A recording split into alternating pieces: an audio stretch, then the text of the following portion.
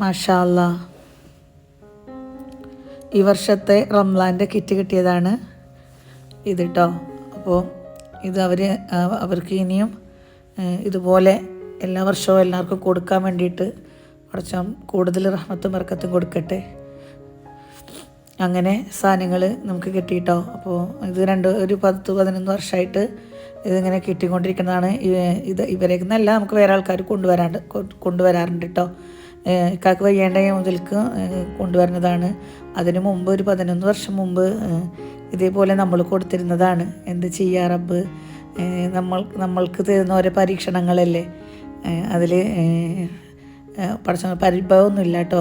സന്തോഷം മാത്രം ഒക്കെ ഉണ്ടല്ലോ, നമ്മുടെ കൂടെ ഉണ്ടല്ലോ, ആ ഒരു സന്തോഷം.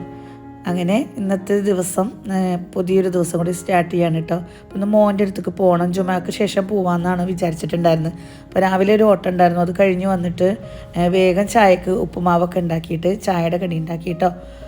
അങ്ങനെ ഇതൊക്കെ ഉണ്ടാക്കിയിട്ട് കഴിച്ചിട്ടുണ്ടായിരുന്നില്ല. അപ്പോഴത്തേനും രാവിലെ ചെറിയൊരു ഓട്ടം പോയി വന്നിട്ടാണ് ഞാൻ ഉപ്പുമാവൊക്കെ ഉണ്ടാക്കിയത് കേട്ടോ.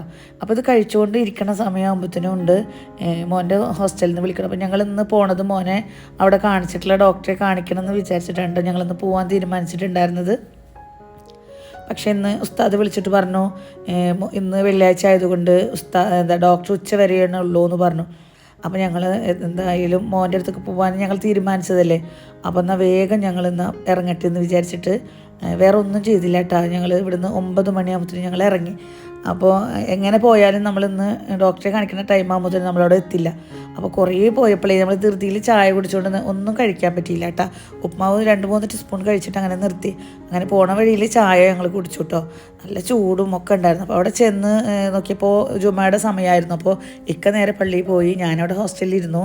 വന്നിട്ട് അപ്പോഴത്തേനും ഭക്ഷണമൊക്കെ കഴിക്കുന്ന ടൈമായിരുന്നു. അപ്പോൾ നമ്മളതിനെ ഭക്ഷണം കഴിക്കാൻ കൊണ്ടുപോയി ഭക്ഷണമൊക്കെ കഴിച്ചു കേട്ടോ.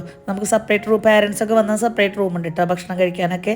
അത് കഴിഞ്ഞിട്ട് നമ്മളതിനെ ഗസ്റ്റ് റൂമിൽ ഇരുത്തിയിട്ട് വെയിലൊക്കെ ആറിയിട്ട് പോവാം, റെസ്റ്റ് എടുത്തിട്ട് പോവാമെന്ന് പറഞ്ഞിട്ട് അപ്പോൾ ഗസ്റ്റ് റൂമിൽ കിടന്ന് കുറച്ച് നേരം കിടന്നുറങ്ങി. ഞാനും മോനും കൂടിയിട്ട് അവിടെ നിന്നിട്ട് ഇങ്ങനെ മോൻ കുറേ മൊബൈൽ നോക്കി. മൊബൈൽ ഇങ്ങനെ കിട്ടാഞ്ഞിട്ട് ആകെ പൊരിഞ്ഞിട്ടാണ് ഇരിക്കണത്. അപ്പോൾ മൊബൈൽ കണ്ടിട്ട് അവന് വേഗം നോക്കി. അത് കഴിഞ്ഞിട്ട് അവന് ചെരുപ്പൊന്നും ഇല്ല എന്നൊക്കെ പറഞ്ഞിട്ട് ഞങ്ങൾ ചെരുപ്പൊക്കെ വാങ്ങാനായിട്ട് പോയി. അതൊക്കെ വാങ്ങി കൊടുത്തിട്ട് ഹോസ്റ്റലിൽ കൊണ്ടാക്കി. അങ്ങനെ തിരിച്ച് വരികയാണ്. തിരിച്ച് വരുമ്പോൾ ഒരുപാട് ലൈറ്റായിട്ടാണ്. അപ്പോൾ 9 മണിയായി. അപ്പോൾ ഇനി വീട്ടിൽ പോയിട്ട് ഇനി ഭക്ഷണം വെക്കാനൊന്നും വയ്യ.